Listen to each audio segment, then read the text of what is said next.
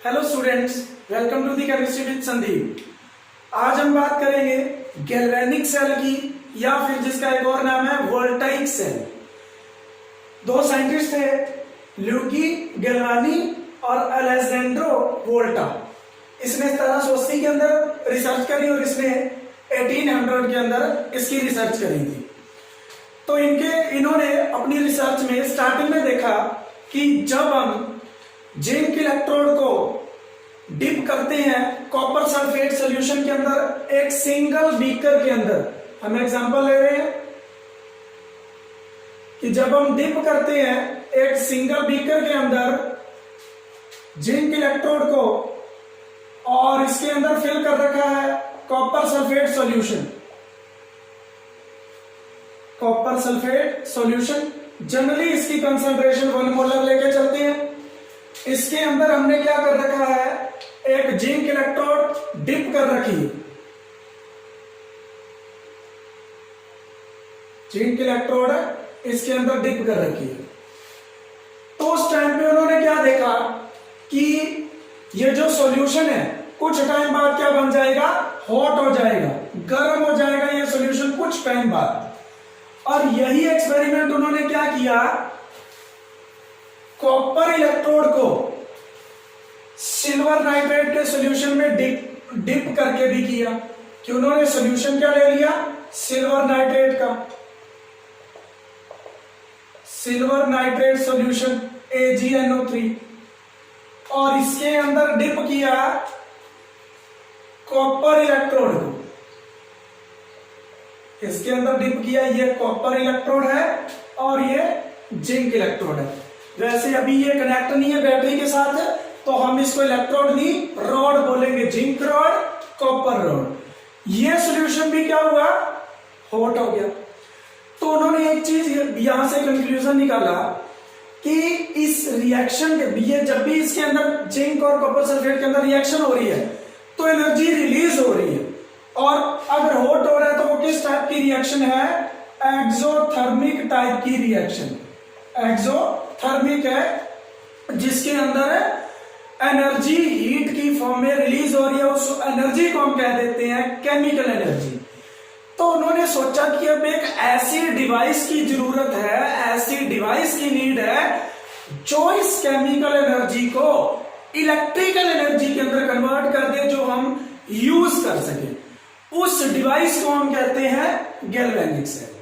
तो इनके अंदर जब रिएक्शन हुई, जिंक जो सॉलिड था और कॉपर सल्फेट एक्वस फॉर्म में था, तो ये कन्वर्ट हो गया ZnSO4 में प्लस कॉपर, सॉलिड बनना स्टार्ट हो गया। इसको यूं भी लिख सकते हैं, कॉपर 2 पॉजिटिव भी लिख सकते हो, और इसकी जगह आप जिंक 2 पॉजिटिव भी लिख सकते हो। जिंक की ऑक्सीडेशन हो रही है, क्यों? क्योंकि जिंक लॉस कर रहा है electron. Loss of electron means oxidation. और उसी टाइम पे कॉपर इलेक्ट्रॉन गेन कर रहा है तो उसकी रिडक्शन हो रही है, उसकी रिडक्शन हो रही है।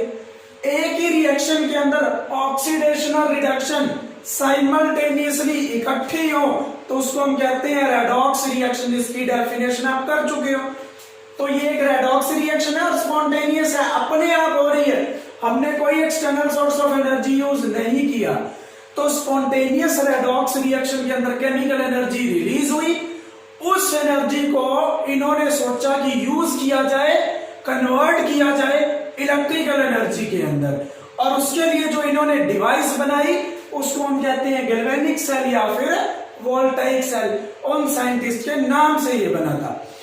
अगर इसकी रिएक्शन की बात करें, देखिए जिंक के विद रिस्पेक्ट टू तो कॉपर क्या होगा, रिड्यूस, लेकिन सिल्वर के विद रिस्पेक्ट टू कॉपर क्या होगा, ऑक्सीडाइज।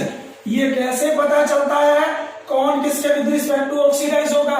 तो इसके लिए हमारा अभी नेक्स्ट टॉपिक आएंगे इलेक्ट्रोकेमिकल सीरीज, उसको देख के हम पता लगाएंगे कौन रिड्यूस होता है और कौन है ऑक्सीडाइज। तो जब इसकी रिएक्शन होगी कॉपर सॉलिड AgNO3 एक्वस, ये कन्वर्ट हो जाएगा CuNO3 ट्वाइस प्लस 2Ag, यहां पे ट्वाइस लेके चलेंगे क्योंकि सिल्वर पे +1 चार्ज होता है, NO3 नाइट्रेट पे -1, लेकिन कॉपर पे होगा +2, तो इसलिए यहां पे ट्वाइस लेके चलते हैं। यहां देखिए इसको आप लिख सकते हो Ag पॉजिटिव, ये कॉपर 2 पॉजिटिव, यहां से कॉपर क्या हुई है, ऑक्सीडेशन, सिल्वर से ये हुई है रिडक्शन, इसने 2 इलेक्ट्रॉन लॉस किए, इसने 1 गेन किया है, तो इसका मतलब ये नहीं है कि 1 सोल्यूशन में ही रहेगा, एवोगैड्रो नंबर ऑफ एटम्स होते हैं इनके, बहुत ज्यादा होते हैं, ओवरऑल रिएक्शन बैलेंस रहती है और ओवरऑल सोल्यूशन क्या रहेगा, न्यूट्रल, जितने ये लॉस करेगा उतने ये गेन कर लेंगे।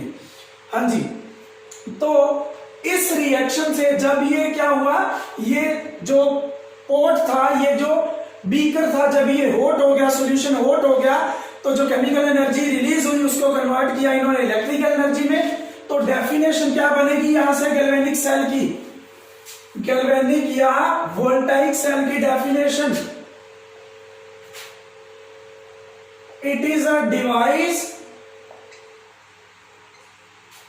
used to convert chemical energy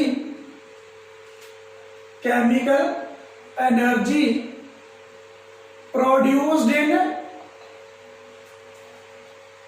a spontaneous redox reaction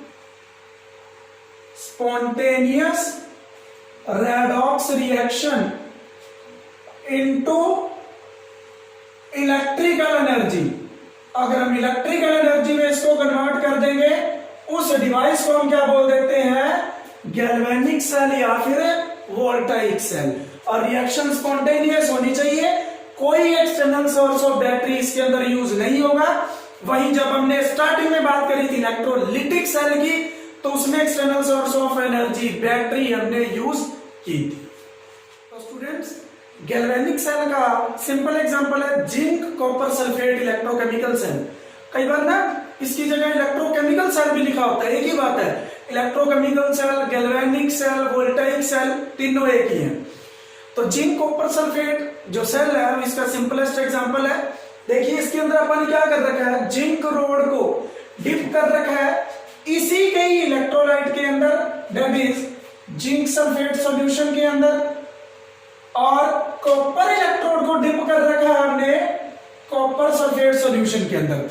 ये कॉपर जिंक रोड है, ये कॉपर रोड है, और यहां हमने वोल्टमीटर लगा रखा है जो डायरेक्शन ऑफ, देखिए अगर इसके अंदर डिफ्लेक्शन वोल्टमीटर के अंदर कोई ना कोई रीडिंग आ रही है, तो इसका मतलब रिएक्शन क्या है, स्पॉन्टेनियस है, हो रही है रिएक्शन, तभी तो इसके अंदर रीडिंग आएगी। और इसके भी टर्मिनल्स है, इसके वोल्टमीटर के भी टर्मिनल होंगे पॉजिटिव एंड नेगेटिव, और वो रीडिंग तभी दिखाएगा जब उसका पॉजिटिव टर्मिनल पॉजिटिव के साथ जुड़ेगा, नेगेटिव टर्मिनल नेगेटिव के साथ जुड़ेगा। हमें कैसे पता चलेगा कि ये नेगेटिव है और ये पॉजिटिव एंड है? तो देखिए, जब हम क्या करते हैं, जिंक रोड को जिंक सल्फेट में डिप करते हैं, तो लगातार क्या होता है, जिंक इस रोड से 2 इलेक्ट्रॉन लॉस करके कंटिन्यूसली जिंक 2 पॉजिटिव के अंदर कन्वर्ट होता रहता है। तो क्या होगा, हम इसको कह देते हैं एनोड और इसको हम कहते हैं कैथोड। देखिए एनोड पे क्या होना है, आपको ट्रिक बताई हुई है, आलोक मींस एनोड पर लॉस ऑफ इलेक्ट्रॉन ऑक्सीडेशन करता है। तो जिंक क्या करेगा, जो सॉलिड फेज में था 2 इलेक्ट्रॉन लॉस करके एक्वस फेज में चला जाएगा। क्या हुई है ये, ऑक्सीडेशन। सिमिलरली कैथोड पे रिडक्शन होगी, इसके अंदर देखिए, यहां सॉल्यूशन के अंदर कॉपर सल्फेट है, means copper 2 positive plus SO4 negative. यहां से इस सॉल्यूशन से कॉपर 2 पॉजिटिव 2 इलेक्ट्रॉन पिक करेगा, जो किसने लॉस किए थे, इसने, जिंक ने, वो थे सॉल्यूशन में। यहां से होते हुए वो कहां गए, वायर के थ्रू कहां चले गए, इधर एंटर कर गए, यहां इस सॉल्यूशन के अंदर एंटर कर गए। वहां से किसने टू पॉजिटिव ने, तो कॉपर टू पॉजिटिव जो एक्वस था 2 इलेक्ट्रॉन गेन करके वो कन्वर्ट हो जाएगा कॉपर सॉलिड के अंदर। तो देखिए ऑक्सीडेशन रिडक्शन रेड ऑक्स दोनों साइमल्टेनियसली हो रहे हैं, हम उसको कहेंगे रेडॉक्स रिएक्शन। और ये रेडॉक्स रिएक्शन स्पॉन्टेनियस है, अपने आप हो रही है, केमिकल एनर्जी रिलीज होगी जिसको हम कन्वर्ट कर देंगे इस सेल के थ्रू इलेक्ट्रिकल एनर्जी के अंदर। अब देखिए अब प्रॉब्लम क्या होगी, सबसे सॉरी एक बात बताना भूल गया, इसको नेगेटिव क्यों कहा। देखिए लेफ्ट वाले बीकर के अंदर मेजोरिटी गिनती आ रही है, इलेक्ट्रॉन लॉस हो रहे हैं, तो इस इलेक्ट्रॉन के ऊपर क्या आएगा नेगेटिव। राइट वाले के अंदर इलेक्ट्रॉन गेन किए जा रहे हैं, इलेक्ट्रॉन खत्म किए जा रहे हैं, नेगेटिव चार्ज खत्म किया जा रहा है, तो इसीलिए इसके ऊपर क्या आएगा पॉजिटिव। यहां उल्टा है, ऑपोजिट है बिल्कुल इलेक्ट्रोलिटिक सेल का, वहां एनोड पे हमने पॉजिटिव लगाया था, यहाँ एनोड पे क्या है नेगेटिव है। कंफ्यूज मत होना भाई, इसके अंदर कोई एक्सटर्नल सोर्स नहीं यूज किया। और हमें उसके बाद अगर हम क्या करें वोल्ट मीटर के अंदर उल्टा कनेक्ट करके देखें, वोल्ट मीटर के पॉजिटिव टर्मिनल को इससे कनेक्ट कर दे और नेगेटिव टर्मिनल को इससे कनेक्ट कर दे, तो कोई रीडिंग नहीं आएगी वोल्ट मीटर में। तो इससे पता चल जाएगा कि कॉपर की साइड इलेक्ट्रॉन फ्लो कर रहे हैं जिंक से कॉपर, तो करंट की डायरेक्शन क्या होगी ऑपोजिट, करंट की डायरेक्शन ये होगी कॉपर टू जिंक। मतलब अगर इसका पॉजिटिव इस साइड जुड़ेगा तो ही डिफ्लेक्शन होगी और पता चल जाएगा, क्योंकि इस साइड तो हमने लैब के अंदर जब हम एक्सपेरिमेंट परफॉर्म कर रहे हैं तो हमें पता है ना कि हमने इस साइड कौन सी इलेक्ट्रोड लगा, कौन सी रोड लगा रखी है कॉपर, और अगर पॉजिटिव इस तरफ कर रखा है तो ऑटोमेटिकली क्लियर है कि कॉपर के ऊपर पॉजिटिव है, तभी तो डिफ्लेक्शन आ रही है, और नेगेटिव के साथ इधर नेगेटिव है। हाँ जी, तो जैसे जैसे जिंक क्या करेगा 2 इलेक्ट्रॉन लॉस करता जाएगा सॉल्यूशन के अंदर, ये जो ये रॉड है लगातार कंटिन्यूसली क्या होती जाएगी कम होती जाएगी, क्योंकि ऑक्सीडेशन हो रही है इसकी लगातार, जिसको हम बोलते हैं ईटिंग अवे। क्या बोलेंगे हम ईटिंग अवे, और वो किसके अंदर कन्वर्ट होती जा रही है कंटिन्यूसली जिंक 2 पॉजिटिव के अंदर। मतलब इस सॉल्यूशन के अंदर क्या देखो, जो इलेक्ट्रॉन लॉस करे वो तो वायर के थ्रू इधर चले जाने हैं, इसमें क्या होता जाएगा जिंक 2 पॉजिटिव की एक्सेस होती जाएगी। सिमिलरली जब इस तरफ आते हैं copper 2 positive continuously 2 electron gain करके डिपॉजिट होता जा रहा है कॉपर इलेक्ट्रोड के ऊपर, यहां क्या होता जाएगा डिपॉजिट होता जाएगा यहां इसके ऊपर। वो कितना डिपॉजिट होता है फैराडे लॉ आपने पढ़ रखे हैं, कितनी इलेक्ट्रिसिटी अप्लाई करी जाती है उसके directly proportional Faraday first law. अब इलेक्ट्रिसिटी तो इसमें सॉरी यहां नहीं लगेगा, वो इसमें अप्लाई नहीं कर रखी ना हमने, तो इलेक्ट्रिसिटी करंट तो पास हम कर ही नहीं रहे, ये तो इसकी केमिकल एनर्जी की वजह से है, तो यहां नहीं लगेगा फैराडे लॉ, ध्यान रखना। कॉपर 2 पॉजिटिव कंटिन्यूसली क्या होता जा रहा है कन्वर्ट होता जा रहा है कॉपर के अंदर, तो एक्सेस किसकी रहेगी इसकी, ज्यादा कौन रह गए ये सल्फेट आयन, ये तो खत्म नहीं हो रहे, इसके अंदर नेगेटिव बढ़ रहे हैं, इसके अंदर पॉजिटिव बढ़ रहे हैं। एक टाइम आएगा जब पॉजिटिव इतने ज्यादा हो जाएंगे तब इस इलेक्ट्रोड को रोड को इलेक्ट्रॉन लॉस करने की नीड ही नहीं होगी, और अगर ये इलेक्ट्रॉन लॉस नहीं करेगा तो वायर के थ्रू इधर नहीं जाएंगे।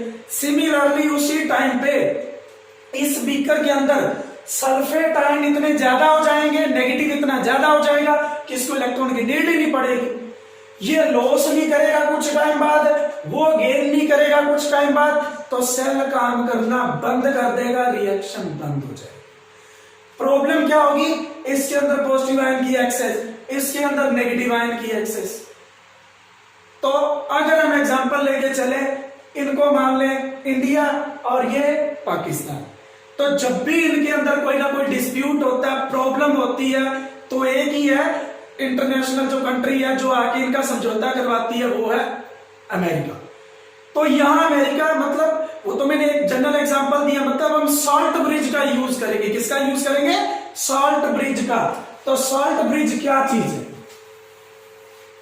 सॉल्ट ब्रिज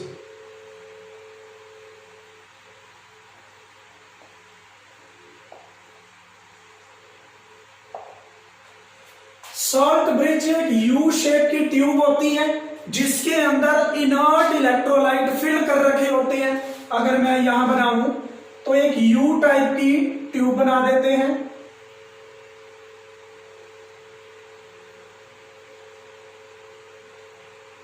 यहां इसके अंदर छोटे छोटे होल्स छोड़ रखे होते हैं, छोटे छोटे होल्स, फाइन होल्स होते हैं।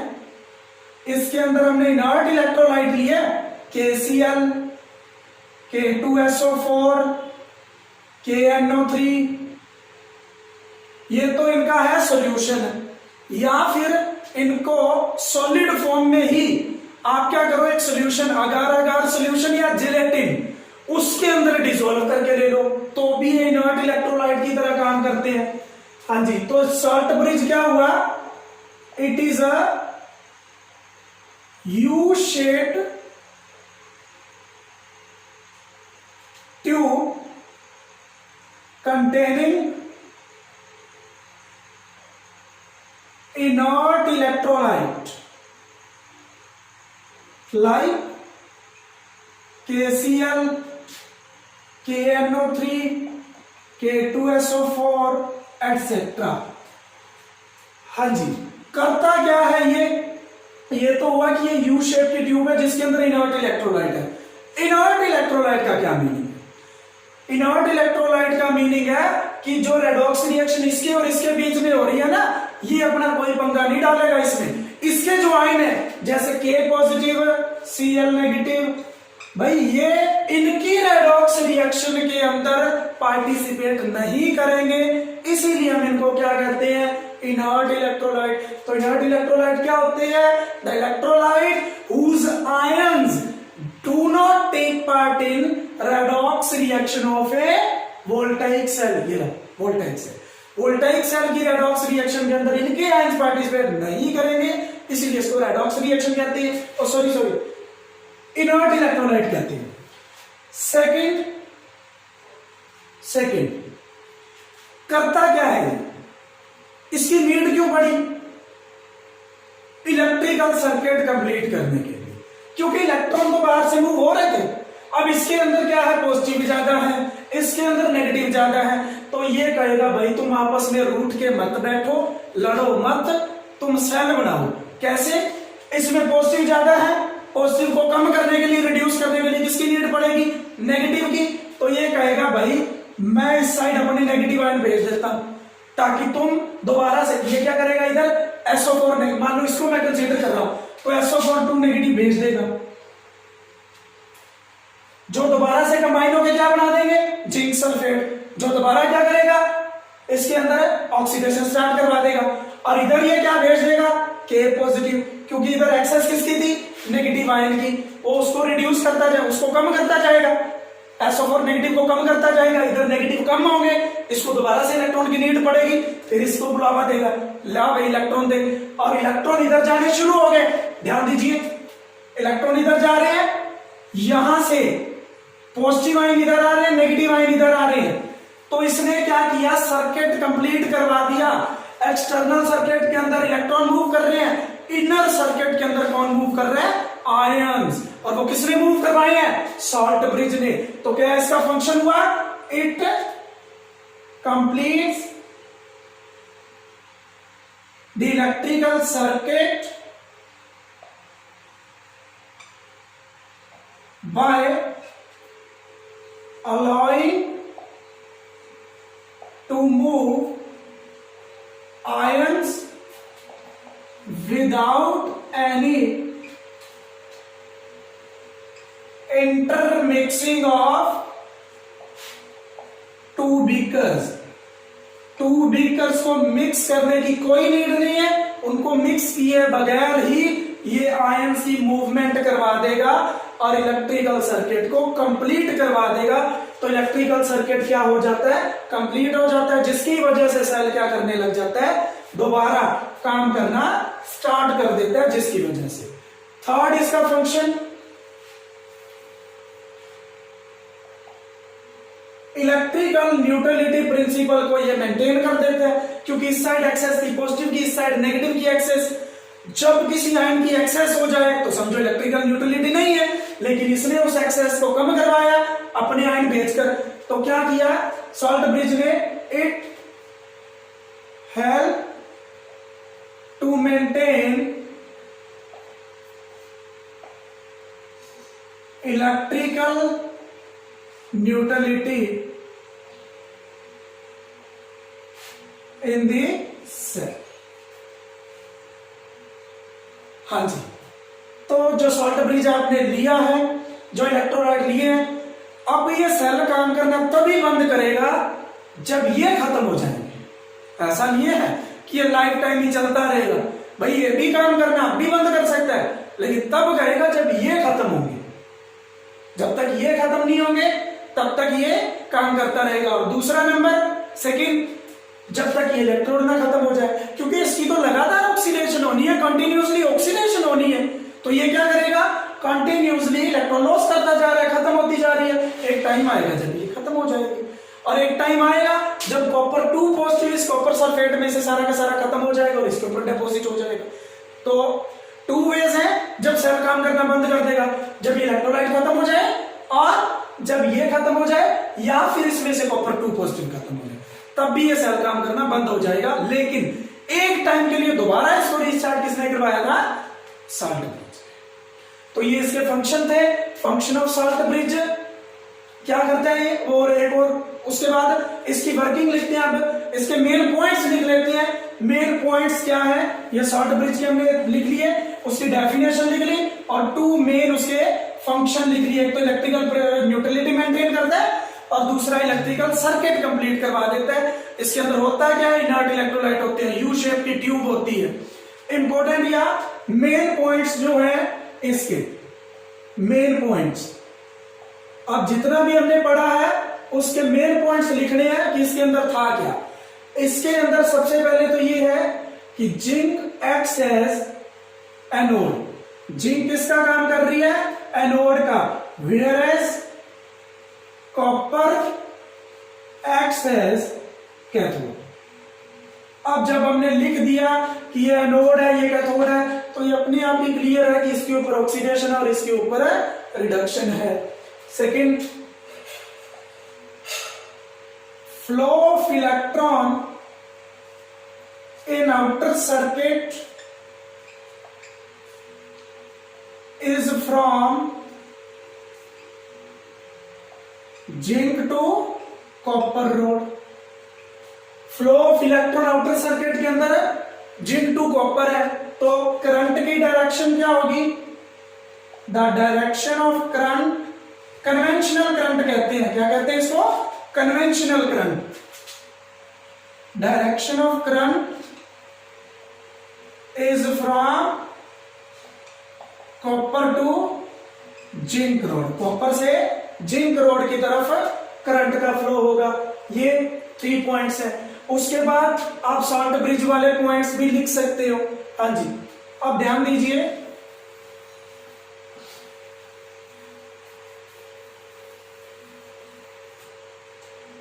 अगर हम क्या करें, इस सेल के अंदर, इसी सेल के अंदर हम लगा दें एक्सटर्नल सोर्स ऑफ एनर्जी। हम क्या कर दें, एक्सटर्नल सोर्स ऑफ एनर्जी लगा दें। मींस हम इसको कनेक्ट कर देते हैं, यहां से हम एक रेजिस्टेंस लगाते हैं, उसको आगे कनेक्ट कर देते हैं एक्सटर्नल सोर्स ऑफ एनर्जी के साथ। अब देखिए नेगेटिव टर्मिनल इधर है, तो इधर भी नेगेटिव टर्मिनल यही बनाएंगे हम।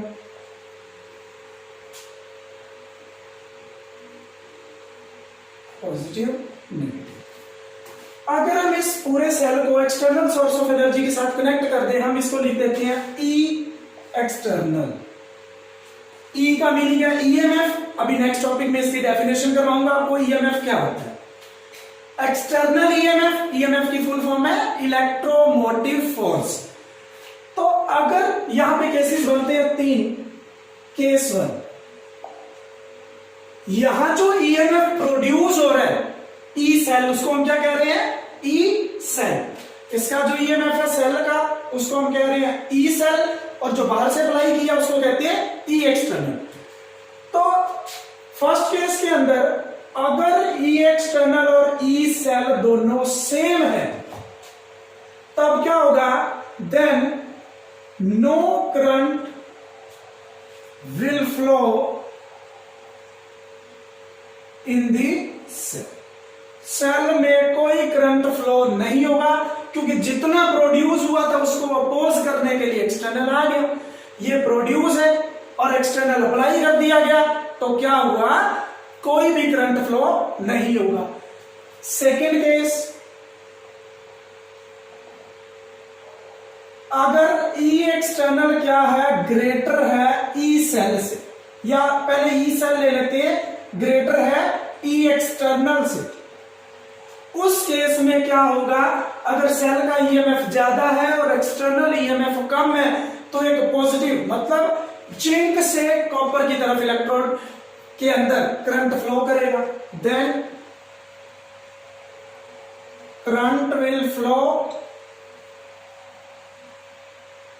From zinc to copper flow करेगा।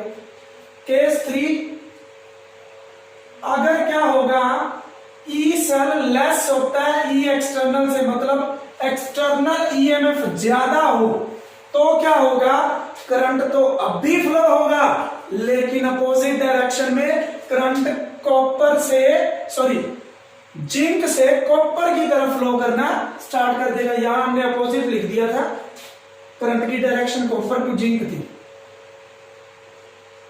क्योंकि इलेक्ट्रॉन की डायरेक्शन कहां है, जिंक टू कॉपर इलेक्ट्रॉन, और करंट की डायरेक्शन अपोजिट होती है। अगर ई सेल कम है और ई एक्सटर्नल ज्यादा है तो करंट की डायरेक्शन अपोजिट हो जाएगी, मतलब इलेक्ट्रॉन तो आएंगे कॉपर से जिंक और करंट चला जाएगा जिंक से कॉपर। इस केस में क्या होगा, देन करंट फ्लोज फ्रॉम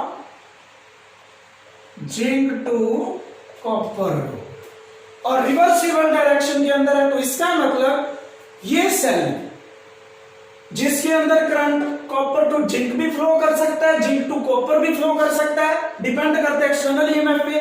इस टाइप की जो रिएक्शंस है उनको हम कहते हैं रिवर्सिबल रिएक्शंस, और इस टाइप के सेल को हम कहते हैं रिवर्सिबल सेल। तो ये जो हमने सेल डिस्कस किया ये किसका एग्जांपल है, रिवर्सिबल सेल का, और डिपेंड करता है कि एक्सटर्नल ईएमएफ कितना है। अगर इक्वल है तो कोई करंट नहीं फ्लो होगा, अगर कम है सेल की ईएमएफ से तो जैसे सेल पहले वर्क कर रहा था वैसे ही करेगा, मतलब इलेक्ट्रॉन जिंक से कॉपर और करंट कॉपर से जिंक। लेकिन अगर एक्सटर्नल ईएमएफ इससे ज्यादा हुआ तब क्या होना है, उस केस में करंट की डायरेक्शन जिंक टू कॉपर हो जाएगी, इलेक्ट्रॉन की डायरेक्शन कॉपर टू जिंक। और ऐसा सेल जो एक्सटर्नल ईएमएफ की वजह से अपनी डायरेक्शन चेंज कर रहा है उसको हम कहते हैं रिवर्सिबल सेल। तो ये था इलेक्ट्रोकेमिकल सेल, गैल्वेनिक सेल, उसके अंदर हमने डिटेल पढ़ दी, इसकी रिएक्शंस पढ़ चुके हैं, इसके केसेस पढ़ चुके हैं। अब देखते हैं कि सेल की रिप्रेजेंटेशन कैसे करनी है, इस सेल की रिप्रेजेंटेशन हमें कैसे करनी है। सेल रिप्रेजेंटेशन देखिए, सेल रिप्रेजेंटेशन आपको कैसे करनी है, जिंक, यहां पे आप लिख सकते हो सॉलिड फेज में जिंक सल्फेट एक्वस कंसंट्रेशन भी लिखनी होती है 1 मोलर, यहां लिख देना चाहिए 1 मोलर।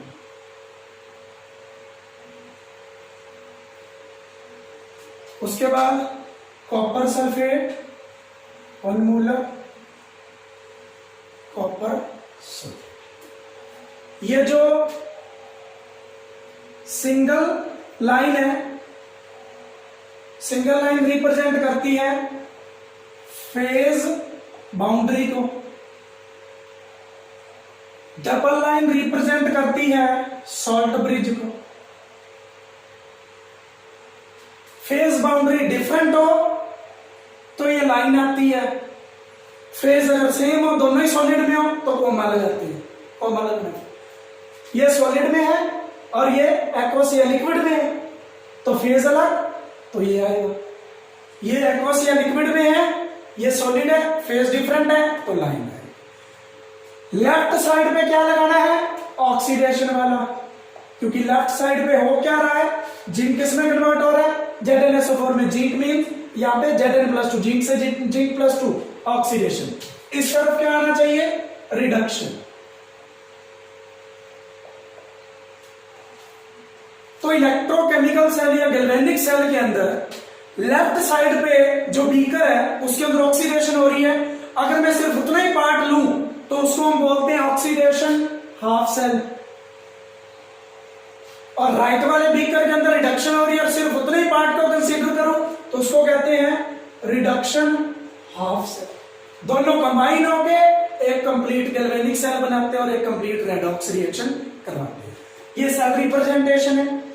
अब बात आती है कि इस सेल का इलेक्ट्रोड पोटेंशियल कैसे मेजर करें। वोल्टमीटर के अंदर जो देखी है रीडिंग वो आई कितनी है, एक बार आप नोट कर लेना। जिंक कॉपर सल्फेट सेल के अंदर जो E0 सेल वैल्यू आती है, नोट क्यों लगाया वो भी अभी मैं बताऊंगा। किसके लिए, specially for zinc copper sulphate cell, ये आती है 1.10 वोल्ट प्लस का, 1.10 वोल्ट आता है वोल्ट मीटर से रीडिंग देखने पे। और ये मैं अभी आपको बताऊंगा नोट क्यों लगाते हैं और मेजर कैसे करते हैं।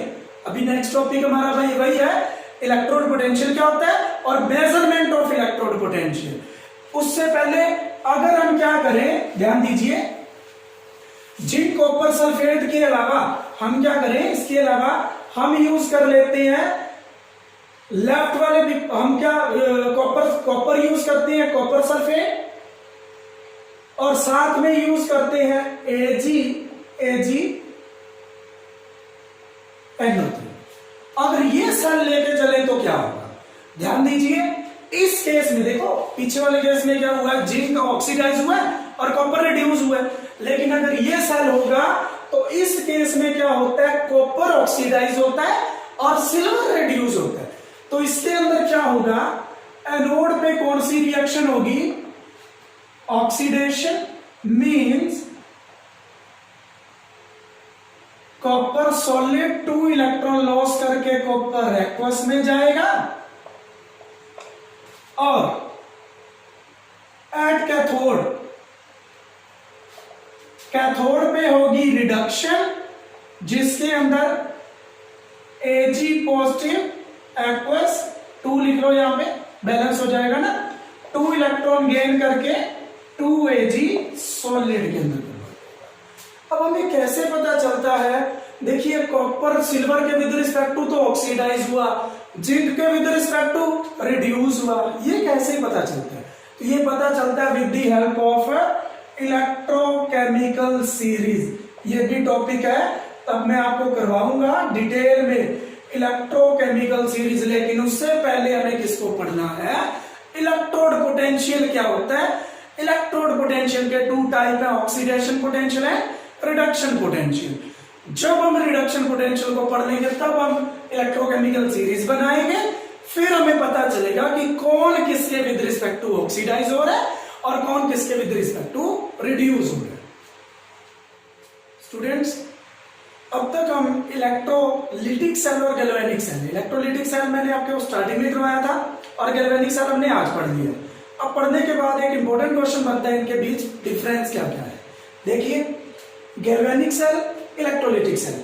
गैल्वेनिक सेल वो डिवाइस है जो केमिकल एनर्जी को इलेक्ट्रिकल एनर्जी में कन्वर्ट करती है, और इलेक्ट्रोलिटिक सेल जो इलेक्ट्रिकल एनर्जी किसके, electrical energy into chemical energy. Electrical energy कहां से मिलती है इसको, एक्सटर्नल सोर्स ऑफ एनर्जी, जो बैटरी भी हो सकती है, सेल भी हो सकता है। रेडॉक्स रिएक्शन यहां स्पॉन्टेनियस होती है, अपने आप होती है। यहां रेडॉक्स रिएक्शन नॉन स्पॉन्टेनियस होती है, अपने आप नहीं होती, एक्सटर्नल सोर्स यूज करते हो तभी होती है। सॉल्ट ब्रिज की यूज होता है इसमें, और इसके अंदर सॉल्ट ब्रिज की कोई नीड नहीं होती। इसमें इलेक्ट्रोड 2 होते हैं, बीकर भी 2 होते हैं, इलेक्ट्रोलाइट भी 2 होते हैं, मतलब सोल्यूशन भी 2 होते हैं। इसमें इलेक्ट्रोड तो 2 होते हैं, लेकिन बीकर एक ही होता है और इलेक्ट्रोलाइट भी एक ही होता है। ये दोनों इलेक्ट्रोड सेम मटेरियल की भी हो सकती है और डिफरेंट भी हो सकती है, लेकिन ये दोनों डिफरेंट होनी चाहिए। एक और बहुत इंपॉर्टेंट डिफरेंस है इनमें कि गैल्वेनिक सेल के अंदर जो एनोड है वो होता है नेगेटिव पोल, और इलेक्ट्रोलिटिक सेल के अंदर अगर एनोड होगा तो वो होता है पॉजिटिव पोल। देखिए एनोड इसमें होता है, ये 5th पॉइंट बना सकते हो आप, नेगेटिव पोल, और कैथोड इसमें होता है पॉजिटिव पोल। और अगर हम बात करें इसके अंदर एनोड की, तो यहां ये होता है पॉजिटिव, और इसकी बात करें कैथोड की तो ये होता है नेगेटिव। तो ये कुछ डिफरेंसेस थे इलेक्ट्रोलिटिक सेल और गैल्वेनिक सेल के अंदर। तो आज के लेक्चर में आप इसको डिटेल में पढ़ना, कल मैं आपको इलेक्ट्रोड पोटेंशियल के बारे में करूंगा। धन्यवाद।